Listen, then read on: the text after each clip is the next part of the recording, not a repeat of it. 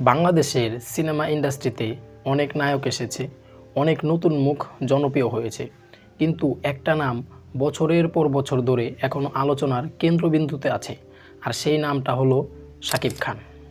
আচ্ছা, হ্যাঁ, আজকের ভিডিওতে আমরা কথা বলবো কেন এখনও শাকিব খানকে বাংলাদেশের এক নাম্বার সুপারস্টার বলা হয়। বলো বাবাজি। দেখুন, সুপারস্টার হওয়া আর জনপ্রিয় অভিনেতা হওয়া এক জিনিস না। অনেক অভিনেতা ভালো অভিনয় করতে পারেন, কিন্তু সবাই দর্শককে হল পর্যন্ত টানতে পারেন না, আর এখানেই শাকিব খান অন্যদের থেকে আলাদা। क्या बात है सर, क्या बात है सर, क्या बात, ये बात है। তার সিনেমা মুক্তি পেলেই একটা আলাদা হাইপ তৈরি হয়, সোশ্যাল মিডিয়ায় আলোচনা শুরু হয়, ফ্যানদের উত্তেজনা দেখা যায়, এমনকি যারা সিনেমা কম দেখে তারাও আগ্রহ দেখায়। এটাই একজন বড় স্টারের শক্তি। समझ रहे हो आप। আরেকটা বিষয় হচ্ছে, শাকিব খান শুধু পুরনো স্টাইলে আটকে থাকেননি। সময় বদলেছে, দর্শকদের রুচিও বদলেছে, আর তিনিও নিজের সিনেমার ধরন বদলানোর চেষ্টা করেছেন। নতুন লুক, বড় বাজেট, আধুনিক প্রেজেন্টেশন, সব কিছুতেই পরিবর্তন দেখা যাচ্ছে।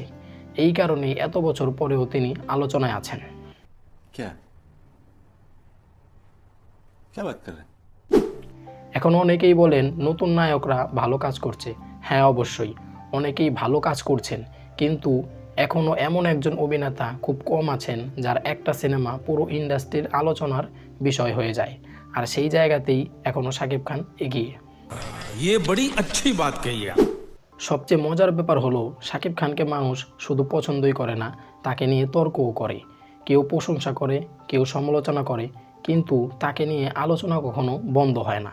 আর একজন তারকার জন্য এটা সবচেয়ে বড় ব্যাপার, কারণ মানুষ যাকে নিয়ে কথা বলে সে কখনোই হারিয়ে যায় না। বলেন কি? তবে একটা কথা পরিষ্কার, এক নাম্বার হওয়ার মানে এই না যে অন্য কেউ ভালো না। বাংলাদেশে এখন অনেক প্রতিভাবান অভিনেতা কাজ করছেন, কিন্তু স্টারডম, জনপ্রিয়তা আর দীর্ঘ সময় ধরে দর্শকদের আগ্রহ ধরে রাখার দিক থেকে এখনও শাকিব খান সবার উপরে আছেন বলেই আমার মনে হয়। আপনার মতে শাকিব খানকে এখনও বাংলাদেশের এক নাম্বার নায়ক, নাকি নতুন কেউ সেই জায়গা নিতে শুরু করেছে? কমেন্টে আপনার মতামত জানাতে ভুলবেন না। আর এমন আরও সিনেমা ও তারকাদের বিশ্লেষণ পেতে চ্যানেলটি সাবস্ক্রাইব করুন। ধন্যবাদ সবাইকে। আল্লাহ হাফেজ। Bye bye, tata, good bye.